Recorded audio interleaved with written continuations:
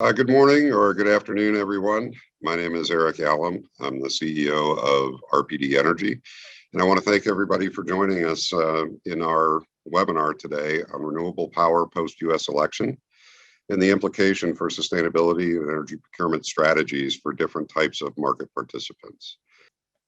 Today, we've put together a panel that represents 4 different aspects of the overall energy industry, each of which brings a unique perspective to the questions of how the changing administration, the changing culture, and the rapidly evolving landscape for renewable energy will affect buyers and each of us in each of those sectors. So I thought I'd start with a quick welcome and logistics. And I'm going to begin with the 30-second commercial about who RPD is to get that out of the way. RPD Energy is, most of you are familiar with who we are and the rather unique position that we hold in the marketplace. For several years now, we have been pioneering impactful green energy solutions for customers that we can actually deliver under standard retail contracts. Our mission in life is to make it easy and affordable to buy and access green energy. And the really important point to make here is that rather than competing with anybody that's a participant on this webinar, we're really here as an enabler and a solution architect that makes it possible for each of the different components of the retail transaction chain to ultimately deliver impactful, affordable green energy for customers. Let me introduce our panelists. First of all, today we have Paul Allen. Paul is the Senior Vice President at MJ Bradley & Associates. MJB&A is a strategic consulting firm that specializes in low-carbon energy transition.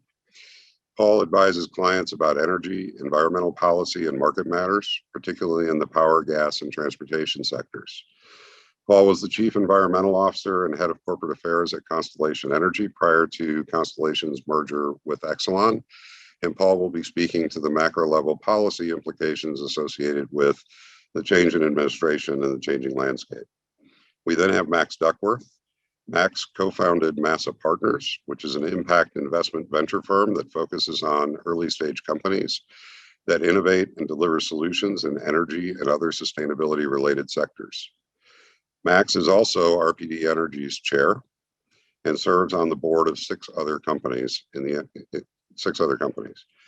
Previously, Max was a senior executive at Constellation and held a number of commercial leadership roles, including head of trading, head of asset management, and co-head of Commodities. Max has also published several papers on energy and environmental policy. Max will be speaking after Paul and taking the perspective of wholesale market participants. And then we're joined by Emily Damon. Emily is a vice president at ClimeCo. ClimeCo is an ESG advisory and environmental commodities firm. Emily helps clients develop and execute ESG and climate strategies and has spent the last decade helping companies respond to growing investor interest in this sector. She and ClimeCo are currently helping the industry define the rules and standards for net zero. And Emily will be speaking to issues related to corporate strategy development and changing landscape of reporting requirements as we move forward. And then I'll play the role of the 4th panelist addressing retail market sector implications.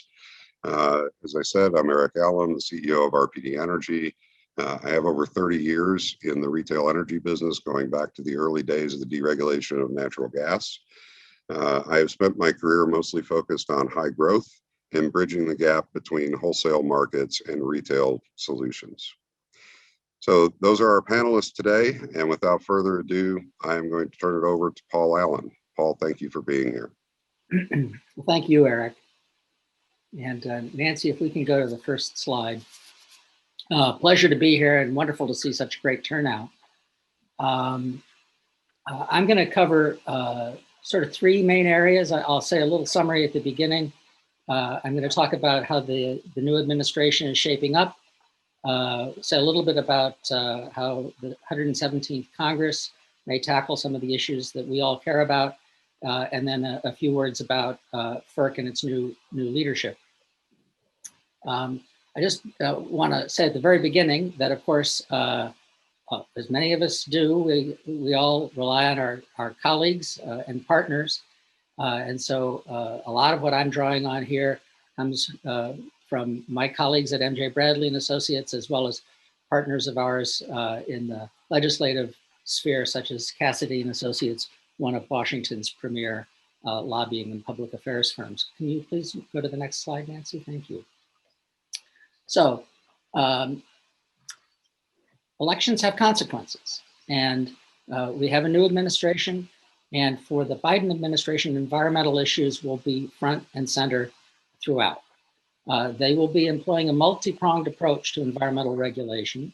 Carbon regulations for existing resources will be high on the agenda. So you may think of that as Clean Power Plan 2.0.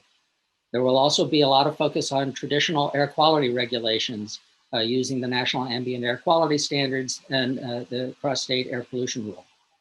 The administration's legislative agenda will focus on getting items through budget reconciliation, and I'll say more about that in a little bit. There will be the COVID relief package, which is being debated as we speak.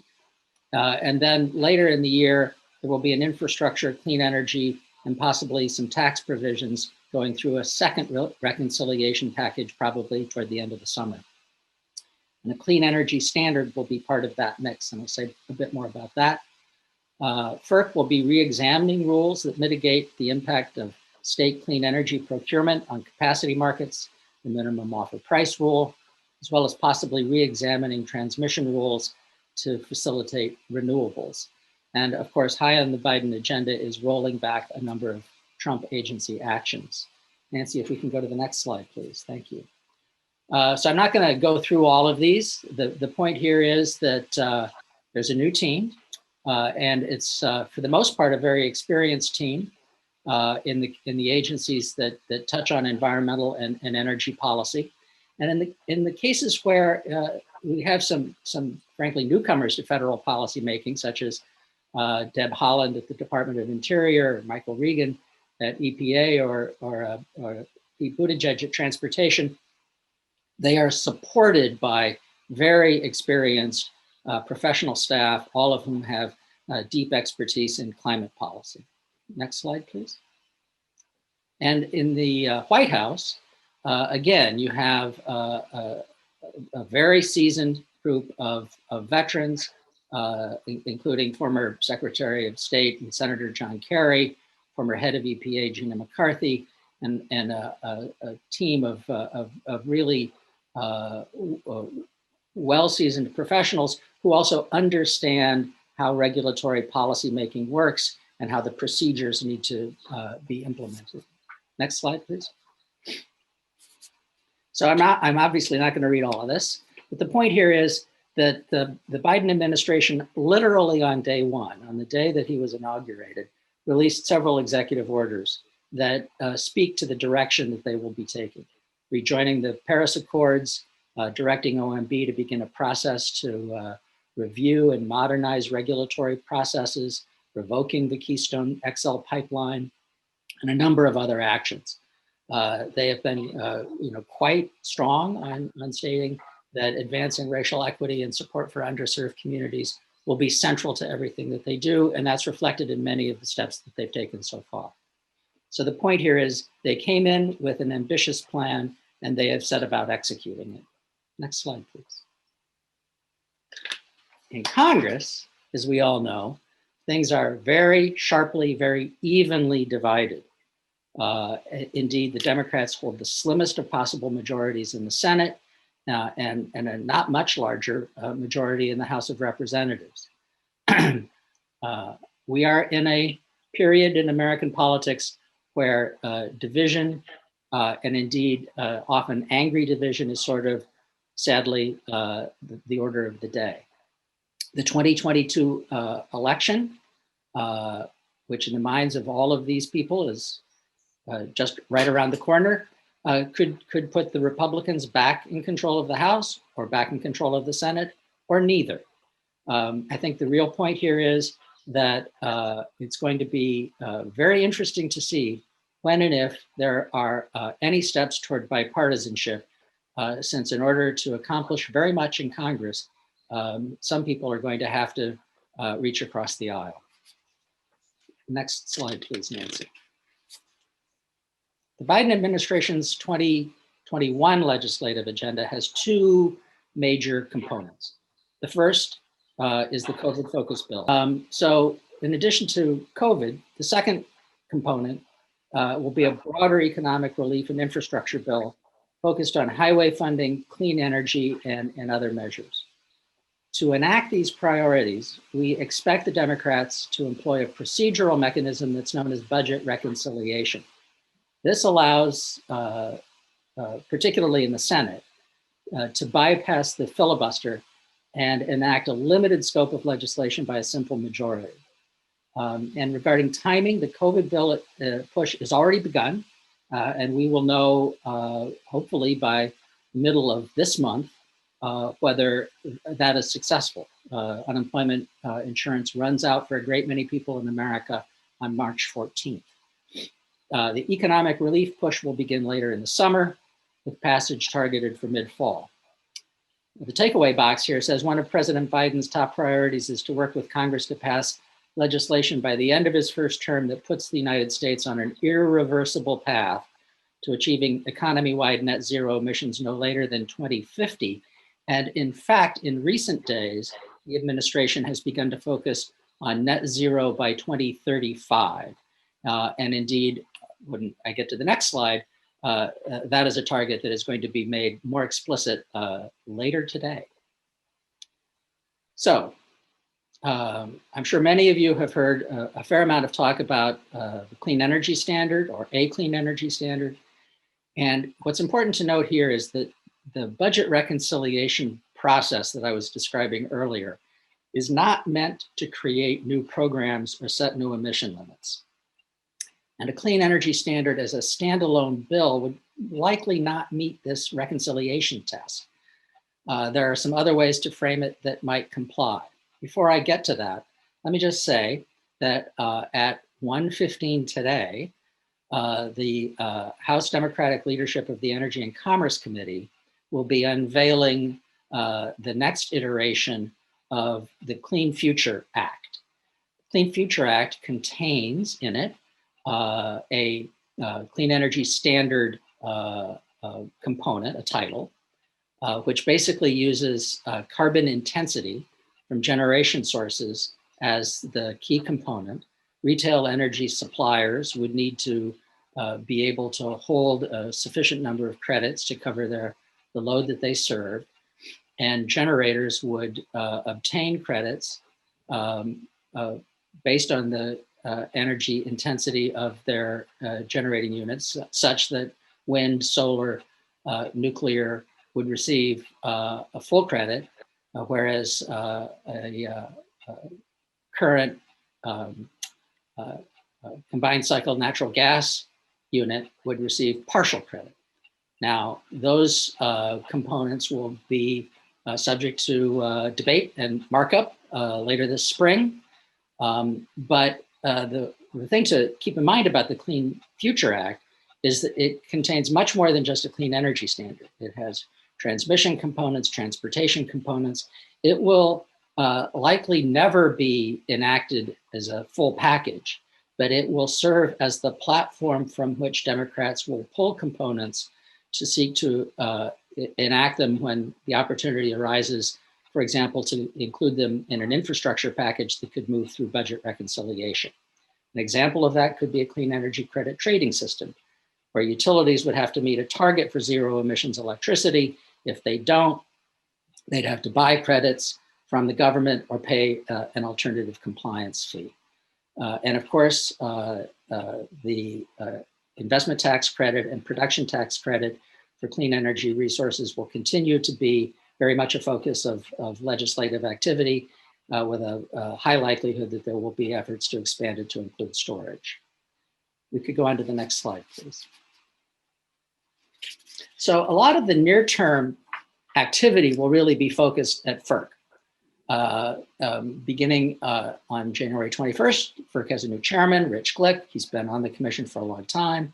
He was joined by Commissioner Allison Clements, who came onto the commission towards the end of 2020. With the change in administration, that means the Democrats control the agenda because the chair, as we all know at FERC, sets the agenda.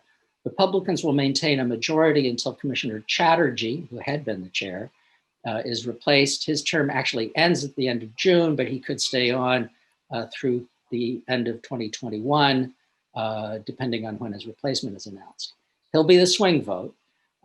Interestingly, we don't really know where Commissioner Christie will stand on a number of issues, but he's a longtime utility regulator from Virginia. Next slide, please. So included in the Clean Future Act are some proposals to reform transmission and interconnection. A lot of that's based on FERC Order 1000, but FERC on its own motion could undertake new rulemaking to address transmission planning, cost sharing, and revise the interconnection rules. This is particularly important because there are a number of states who are interested in coordinating transmission build out, especially for offshore wind. There have been some recent thoughtful papers written on revamping FERC's transmission planning and cost allocation, and socializing the cost of transmission build out will certainly be supported by renewable interests and quite likely many of you who are on this call. I want to end my Washington update on a positive note and an optimistic note. Addressing these policy issues could actually garner some bipartisan support at FERC. And as we all know, transmission policy is one of the hardest things to get right in the electric power sector. And so many of us will be watching that with great interest. And so, Max Duckworth, I've kind of taken you to the wholesale markets, and here's your chance to say what's new. Thanks very much, Paul. Really appreciate that highly informative download about what we can expect under a Biden administration. And good morning and good afternoon, everybody. Thanks so much for attending this RPD Energy webinar. I think it's safe to infer from Paul's comments that renewable energy is here to stay. Nancy, could we go to the next slide, please? And that's certainly what the data shows. In 2019, natural gas-fired capacity was still the dominant new addition to the US grid. As you can see on the left hand of the figure, natural gas accounted for a little bit less than the combined additions from wind and solar. But a lot can happen in a year. And as far as we have data through November of last year, you can see that both wind and solar had overtaken natural gas in terms of new additions to the grid. Amazingly enough, in November, only 3 months ago, all new additions to the US grid were from renewable generation. So what can we expect going forward? Certainly we can expect this renewable energy momentum to continue. Based on FERC data, over the next 3 years, they're projecting about 4 times as much capacity addition from solar and wind combined as from natural gas-fired additions. And over that same period of time, we expect to see some retirements from the coal, other fossil, and nuclear power plants. So punchline here is really that renewable energy is here to stay. So with all this renewable energy, how can we get this into the hand of end users? A significant portion of the renewable energy that's built today is by electric utilities to serve the customers in their service territories, or it's sold under power purchase agreements, PPAs, to large corporations. But these are not really realistic options or solutions for a large number of American companies. That having been said, a green energy product that is firm and physical involves significantly more complexity to structure and sell than a standard undifferentiated power product. And you probably know why that is. wind and solar resources are intermittent. They have a shaped hourly profile. And what this means is that considerable wholesale energy market services and know-how are required to package this intermittent renewable generation into a viable product or solution for the end user. And we've listed some of the aspects, some of what goes into packaging this green energy so that it is purchasable in a practical form by the end user. You have to manage the forward price risk because power prices change every day, and the price of power in different regions for delivery in future periods also changes. There's also volumetric risk. There's a need to firm up the intermittent supply so that you can rely on green energy whenever you need it as part of your load profile. And of course, we want to make sure that the physical green energy is delivered to your delivery point where you have your facilities. There are also other aspects that need to be considered here. Outside of energy, there are ancillary and other products that are necessary for reliability to keep the lights on.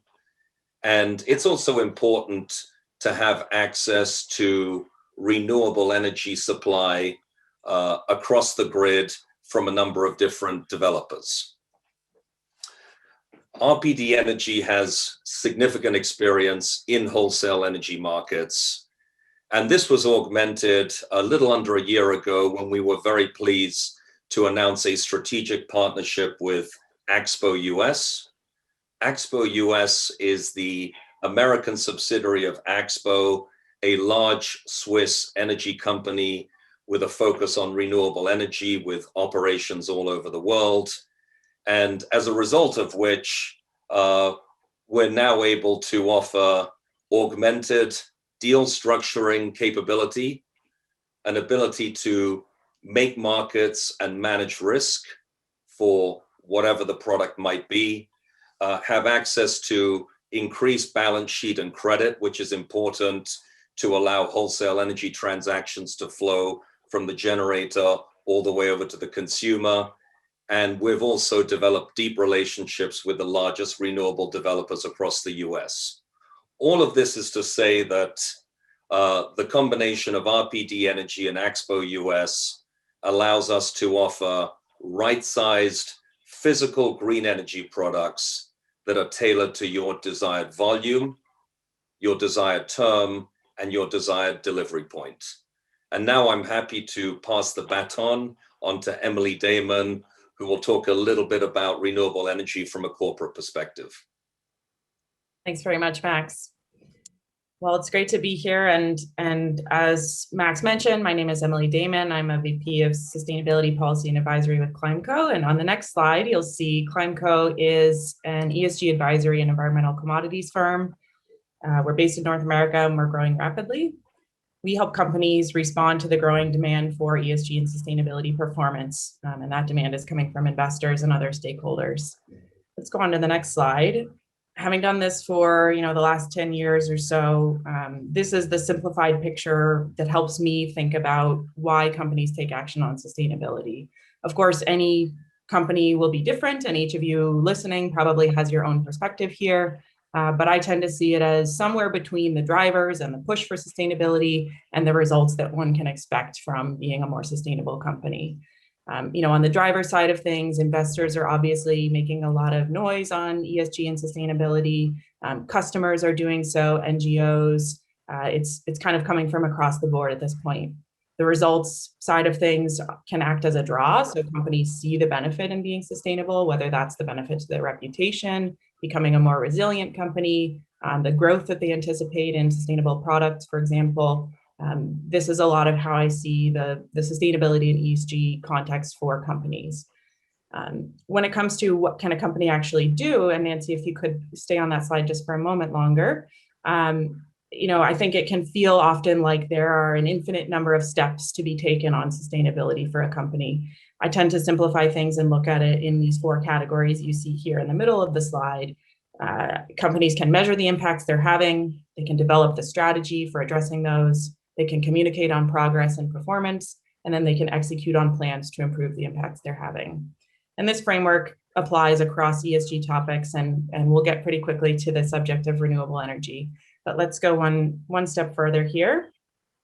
So the ESG landscape of today, on the next slide, you'll see, I'm sure you've all heard buzz about ESG. You've read it in blogs and the newspaper, and anywhere there's written content, you may have seen this little acronym.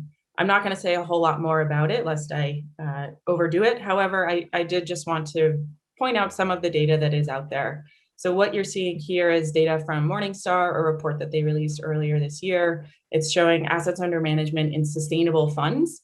And this is their definition for the purposes of this data was any fund that has ESG as central to its investment process. Those numbers we saw, going up and up, and even last year, despite everything going on, the flow of dollars toward ESG was quite notable. So on the next slide, that leaves companies then in a position of fighting for attention on ESG and fighting to get those ESG dollars. One of the things that steers those dollars and that includes companies on funds that are looking for the most sustainable companies is the reporting that they do, as well as the ratings and rankings that are applied to them. So there are a few logos and names shown here on this slide, and we can talk a little bit more about this. It's a complex landscape and one that takes a lot of attention and time from sustainability teams.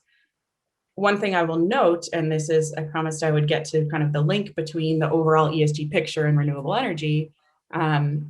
Within almost every ESG report, rating, ranking, framework, it's a universally agreed point that climate change is of the essence. It's a central topic pretty much across the board. In studying environmental engineering as an undergrad, for example, we learned the optimal approach to addressing something like climate change would be any given company or facility should look to understand how much energy it's using now, figure out how to minimize that, and then once that's been minimized through things like energy efficiency or other optimization, then go out and get the renewable energy you need for this sort of minimized energy usage. In practical terms, and what I've seen through my career has been companies often approach renewable energy a little bit earlier in their journey with addressing climate change than what I just described. So, for example, if you're a large company and you have maybe hundreds or thousands of facilities, maybe you have, retail shops and you have warehouses, figuring out how to systematically go through those and roll out an energy efficiency program can be extremely time consuming for a sustainability team, whereas renewable energy can offer a quicker path towards showing reduction of emissions and progress towards sustainability targets. So I see a pretty strong correlation between the demand for ESG, the central agreement on climate change as an important topic, and that leading very quickly to corporate demand for renewable energy. One last note here before we move on, just in the world of reporting, ratings, rankings, it's a space that has had lots of proliferation in the past. So one reporting framework pops up and wants to be the standard, and then the next one comes out, a few months later, and just it can feel, I know, to corporate sustainability teams like there's just a never-ending flow and demand for information on ESG. I know that there are many calls for consolidation, and there are efforts to consolidate even by some of the names you see here on this list. So I won't go into detail, but there are many players, companies who are dealing with this. Many of these, logos and like GRI and SASB, for example, they've agreed that they even want to work together to work on consolidation and sort of streamlining the reporting demand on companies. There also obviously could be regulation on sustainability disclosure, and these are things that we're watching for. I'm not yet holding my breath for that consolidation or regulation at this point. So I'm expecting proliferation and complexity for the foreseeable. So let's go to the next slide. We'll take a couple of brief looks at corporate renewable energy procurement through 2020. There's some nice data out there. What we're seeing here is the REBA deal tracker, and what they show is from 2008 to 2020, the increase in capacity procured by corporations, I should say, in renewable energy.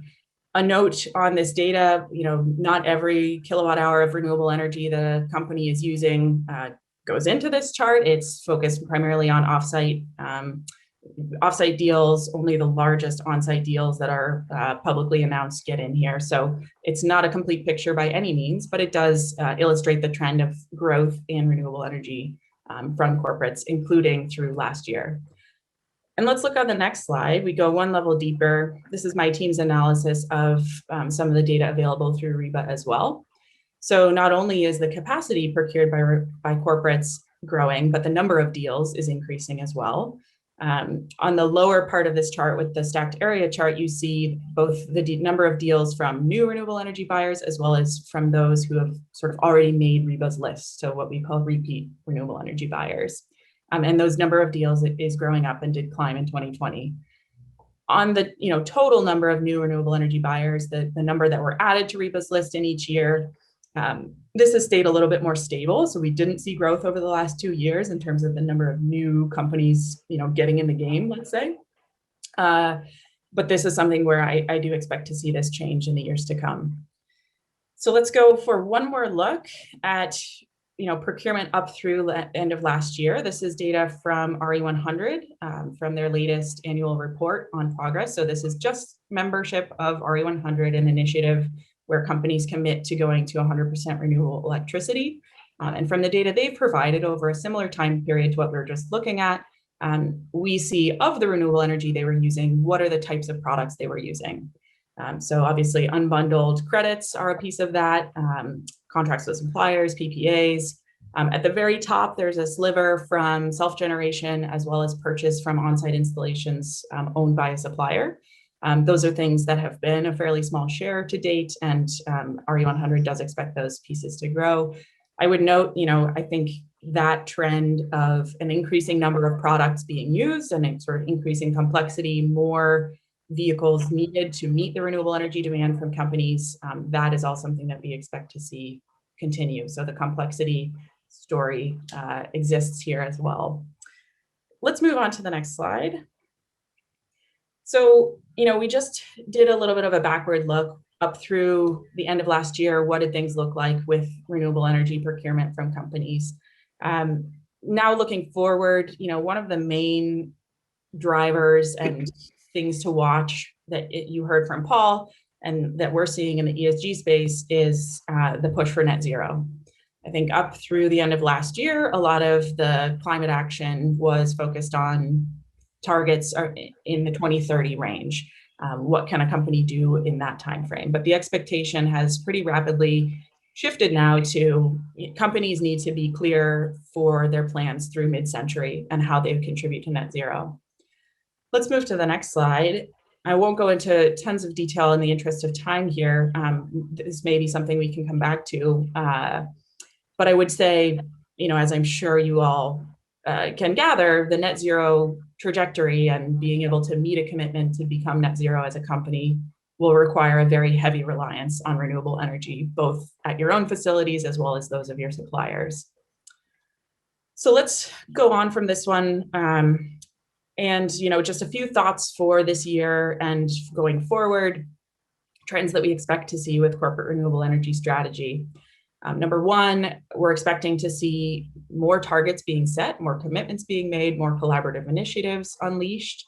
And all of this will be driven, from the ESG space and from net zero, as well as, from the policy space, as Paul mentioned.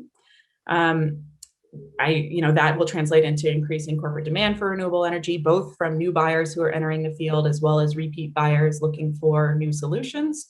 And lastly, the importance of supply chain considerations will be going up. So not only are companies being asked to think longer term, they're also being asked to think more holistically. And this I see happening in two ways. So one being Companies will be asked to consider the life cycle impacts of the renewable energy that they're using. So whether that's the minerals that they need to be mined to make the solar panels, or where the wind turbines were constructed, those impacts will be a consideration that needs to be made. And lastly,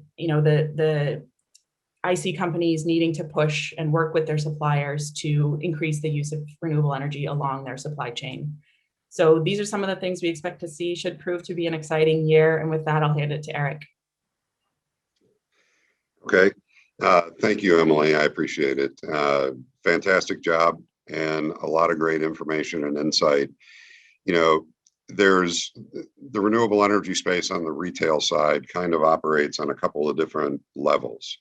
We have, the leadership that's been demonstrated by the Microsofts and the Amazons and others in sort of pushing the envelope around PPAs and PPA structures. But when you look at the REBA data that you showed, it's amazing to see how few new buyers actually can enter that market under that kind of structure in any given year. And RPD has always taken the approach that to achieve true transformation on the grid, we really need to find a way to break out of just the elite sustainability leaders being able to execute transactions and be able to move to how do we get the mass number of corporate customers and commercial and industrial end users to be able to access renewable energy in a meaningful and impactful way. So as I go through just a couple of minutes here so that we can get to the Q&A, I want to focus on really just developing a theme around how the changes that have been referenced at the macro level by Paul, filtering through the wholesale markets, addressing corporate strategy and the changing landscape of requirements. How is that going to affect the people that at the end of the day really deliver a retail product in the form of renewable power to customers that need that renewable energy to be able to meet the pressures they're getting from their stakeholders and to be able to meet changing reporting requirements as we move across the next several years.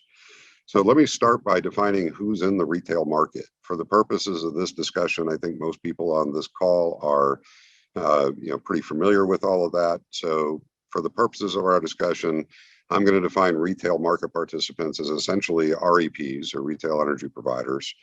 And REPs buy power from the wholesale market. They have incredibly sophisticated pricing engines that take into account many different variables, from forward pricing data to weather data to load forecasting from their overall portfolio down to individual customers and a whole bunch of other things. And they use those engines to price a variety of standard products for customers. Ultimately, they then schedule power, balance load and usage, settle with their counterparties, and provide invoices to end users. And with all of that going on, they still also are interacting with customers. So why do so many of the corporate buyers and C&I customers out there utilize consultants and brokers? Well, they bring their own component of value to the retail market space. They can obtain pricing across a variety of those standard products in order to create the most efficient pricing option for those products for customers. They also bring other services. But if you think about retail market participants in general, Nancy, if you want to go to the next slide, there is one common characteristic that drives all the activity in the retail business. The retail market exists under razor-thin margins. And as a result of that, efficiency in processing transactions becomes critically important to retail participant business models, whether they're from the consulting side or the retail side or the retail energy provider side. So our reps have become really good at driving transaction efficiency through their engines, through their existing processes, and through the infrastructures that they've built to support those. Consultants have become exceptionally good at relationship management and dealing with the individual needs of customers and translating those into something that's a standard reflection that fits the retail provider so that we can get efficient transactions that deliver savings and deliver on cost-based targets established by their clients. If you can go to the next slide, Nancy. So if we think about efficiency as a critical component of success in the retail marketplace, what we need to understand is that everything that we've heard from Paul and from Max and from Emily today means that change is really going to become the norm. End-use customers need us to make renewable power accessible, but it has to be easy. It's got to be affordable. It's got to be fit for them. Don't tell me I've got to do a PPA for 100 megawatts when I only need 10, right? I've got to make it impactful enough to meet the reporting requirements and the expectations of my stakeholders. But I've also got to make it flexible because this landscape is changing faster than anything that I've seen in 30 years in the energy business. And the reality is that, as you've heard from our panelists today, we don't know exactly what those options and alternatives are going to be for corporate buyers and end users over the next 4 or 5 years. So I want to avoid being locked into today's model when I may have a whole slew of different options available to me in a matter of a couple of years. All that goes back to retail. How do I make it standard? Because PPAs, Brown plus Recs, they don't seem to meet all of those criteria in and of themselves. And that becomes the problem. So our viewpoint is that as market participants, we have to recognize that we live to serve the customer. At the end of the day, we can talk about policy, we can talk about wholesale, we can talk about strategy and reporting, but really we all exist because end users pay bills to buy energy. And we want them to buy more renewable energy to support this transition, that we're talking about as we move toward a heavier reliance on renewable power. So it's our job in the retail space to find the most efficient way to develop solutions that meet that myriad set of needs coming from customers that don't necessarily translate into today's models of standardization and efficiency. If you can go to the next slide. So we think about how do we do that? What's a mechanism for being able to do that? Well, we have to solve for all the transactional parties. And we need to allow the transactional parties in that supply chain for renewable energy to do what they do best and do it most efficiently. So at the end of the day, it's got to be simple for the customer, for the consultant, and for the REP, all of the market participants on the retail side. You have a wind farm or you have a renewable power source, you have a retail provider that sells you your power. We have to make it easy, but we've got to deliver to the buyer a knowledge of exactly where the renewable energy is sourced and why it's green. They've got to be able to demonstrate the impact that they're making through their utility spend as it's related to renewable energy. We need to deliver some kind of documentation, be it an auditable contract or physical scheduling path, that supports the reporting requirements that are coming down the path, regardless of which protocol they've picked out of the pantheon of options today. And then ultimately, we've got to do it in a way that's right-sized, that meets your load requirements, that meets your load shape, and creates shorter, more flexible terms that give you dry powder for taking advantage of the new solutions that are going to be innovated over the next several years. RPD's role is to be the solution architect that works with the wholesale side. We make generator deals for wholesale look like standard wholesale transactions. We use the partnership with Axpo in the wholesale markets to manage risk, massage load variances and things to create supply streams of retail energy that feed retail suppliers, something that looks like a standard retail supply agreement for them, and help consultants and the retailers put that product together in a way that meets their client need that can still be handled efficiently through the transaction processing mechanisms of the retailer, ultimately the invoicing and the bill management and other services provided by the consultant. So we want to make each component effective and efficient all along the transaction chain. Next slide, Nancy.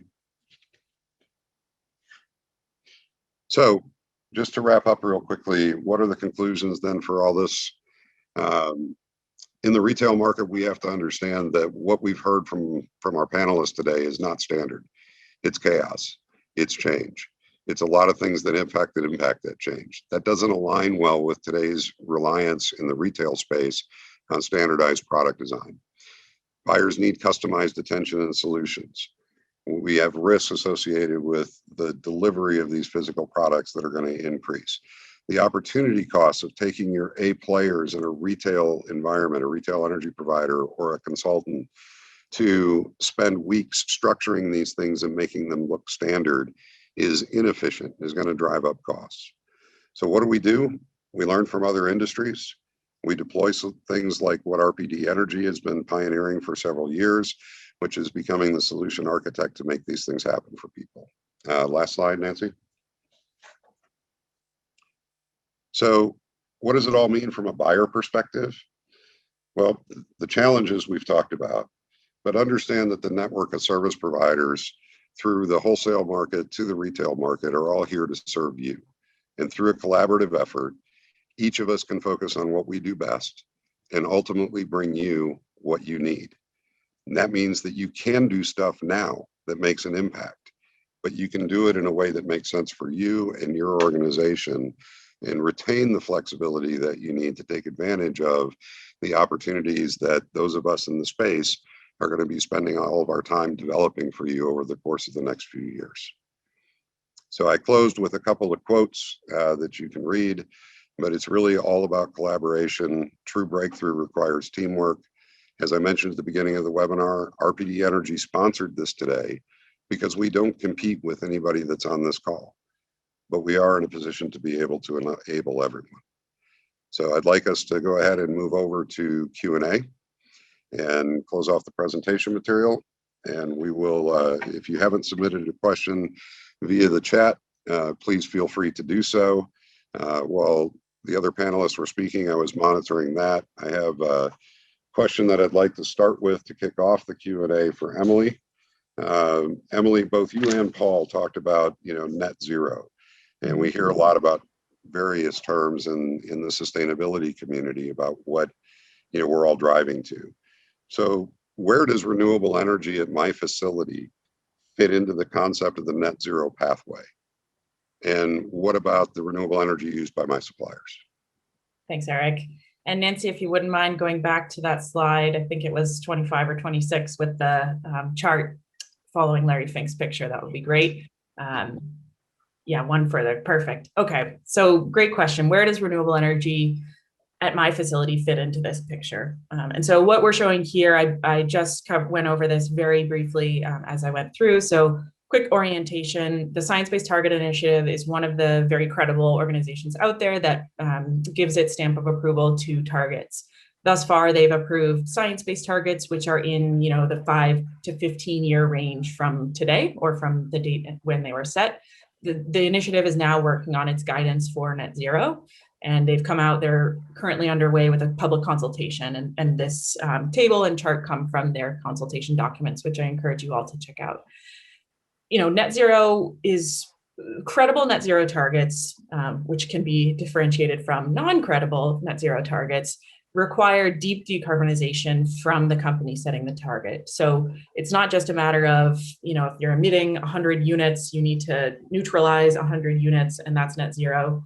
They want, or the expectation is, you as a company need to abate or reduce your own emissions within your value chain very heavily. And the rough number that you should be looking out for is by mid-century being about 90% lower in emissions from your 2010 baseline or so. The initiative and other entities will come out with details on exactly what that means by sector, but it's not just a matter of canceling out all of your emissions. You really need to be doing those deep reductions at your company. And this is just building upon all of the target setting work that's out there to date.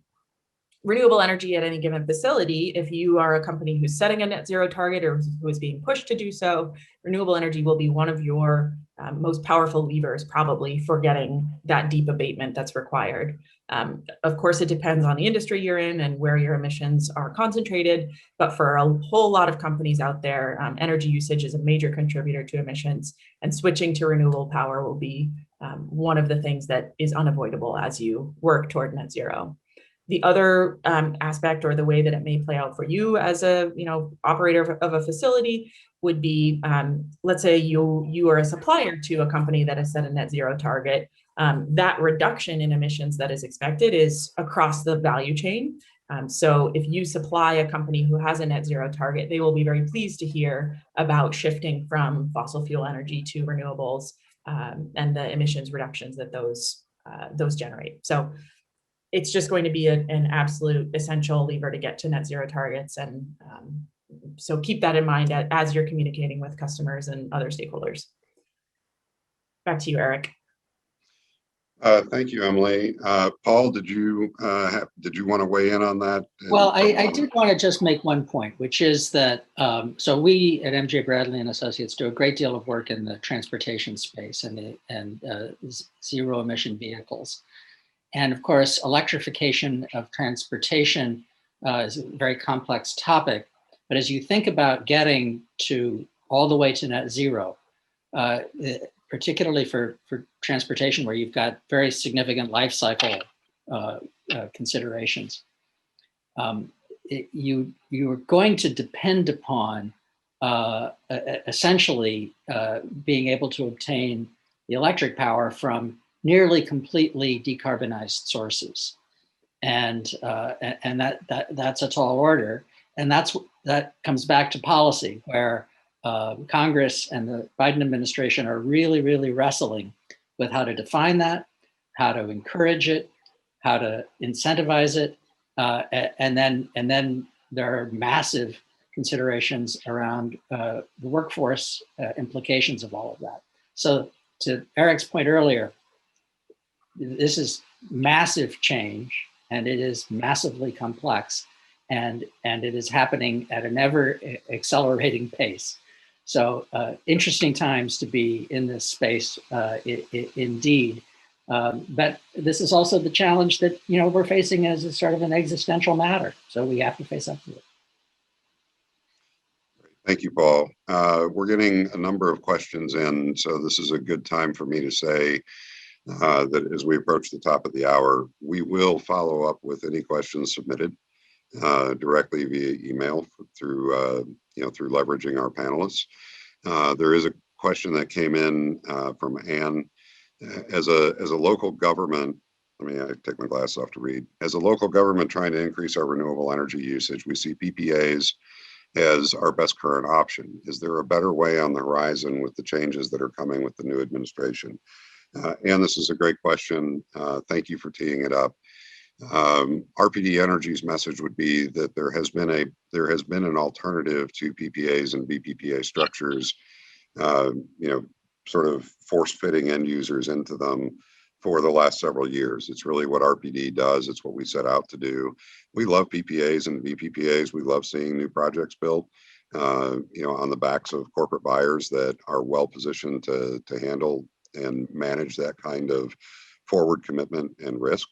But we don't see that as the answer that's going to truly drive demand on a large enough scale to affect the transformation of the grid as a whole. So our objective has been to provide alternatives that deliver impactful benefits like a PPA or a VPPA, but do it in a way that is as easy to buy as a standard retail product.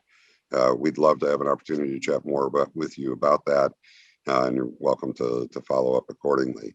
So there are alternatives out there now. They get better all the time. I look at the product solutions that we architected 3 years ago, and they were really cool. But there are also things that are now have become somewhat repeatable, which is great. But we also have clients that are pushing us further down the envelope. How do I get a better match between what's injected from my renewable asset into the grid and how that relates to my actual offtake at the other end? And can we begin to put those pieces together? So we continue to try and innovate. We will continue to evolve and develop new alternatives, which is why we have a concern when it comes to the tenor or duration associated with typical PPA and VPPA structures. We don't know what the model is going to look like in 5 years. So why would I lock into today's model for the next 12 to 15 if I don't have to, or if that isn't the best solution for my organization? For a lot of organizations, that's still the path to go down. And as I said, we support that wholeheartedly. Paul, Max, Emily, either any of you want to take a stab at answering a piece of Anne's question? It's well said. Okay, we are 2 minutes from the top of the hour. We had a couple of great questions that came in regarding, gee, what happened in Texas? Actually, you want to take 1 minute to give your view on that, and we'll pick up one or two others, and then we'll close it out. Sure. Thanks, Eric. I feel like that's a bit of a hospital pass. Of course, we could devote an entire webinar to what happened to Texas in February, but as many of the attendees know, kind of living in Texas, as they can attest, we had a generational weather event that caused system loads to be closer to 75 gigawatts than 60 gigawatts. At the same time, we had a massive supply shortage in Texas through the Valentine's Day weekend and into the following week. There's been obviously there've been a lot of reports in the media, a lot of finger pointing. When we actually look at the data, wind generation was only a couple of gigawatts below the seasonal average for that time of year. It was really the thermal generation that struggled to get online. There was about 20 gigawatts that was offline as of Monday morning, 15th of February. And this is due to failures in the underlying natural gas system, whether it was system pressure, well freeze-offs, production, etc. But as we all know, as we've all read, gas prices were in the hundreds of dollars per MMBTU. Power prices were as high as 9,000 per megawatt hour. Some ancillary prices were actually as high as $25,000 per megawatt hour. And then, of course, there were rolling blackouts. We learned after the fact, and this is not for the first time with ERCOT, that we came very close to a catastrophic system failure. Fortunately, that was averted as the ISO wrestled with frequency and voltage control. It was definitely a near miss. Obviously, this is a longer topic. Happy to talk about this offline, but without getting into market design and kind of broader policy implications, I think there was some basic winterization and system maintenance that could have been performed to enhance reliability. And just to kind of bring it back to this webinar, as Eric and I have mentioned in our pieces, important to note that part of the RPD Energy core offering, part of the solution that we offer, removes a lot of this volatility, unreliability from the ultimate end user solution. That's where the wholesale energy services come in, and that's how it's packaged so that we can work seamlessly with your retailer. Thank you, Max. We're at the top of the hour, so I'm going to close this off. I will just add very quickly to Max's point. I spoke about collaboration across the retail market participants to help you as a buyer deal with this complexity. It's a perfect example from 2 weeks ago in Texas, and whether it's a polar vortex in the Midwest and Northeast 3 years ago, or what we saw 2 weeks ago, this is not a soundbite business. Everybody wants the one or two sound bites that support their political position, as Paul mentioned in his presentation. But we don't live in a soundbite industry. There are a number of factors that need to be considered, which is why collaborating on the right solution for you as a buyer with your consultant, with your retailer, and if appropriate, with folks like us to help put together the right thing for you. And I hope that you feel like spending the last hour with us today was the right thing for you for today. And we'd love to hear your feedback as we go on. The material, one other question we had, the material will also be provided along with the link. You'll be able to see the slides. That'll include contact information for Emily and for Paul, as well as for me and for Max. And any of us would be happy to field additional questions or have additional discussions about the topic today. Thank you all very, very much for joining us. And in particular, thank you to Emily and Paul for everything they put up with in helping prepare for this and get it organized. Thank you, guys. Hope everyone has a great day. Best to everyone. Thank you Thanks very much. Bye-bye. Bye now. Bye.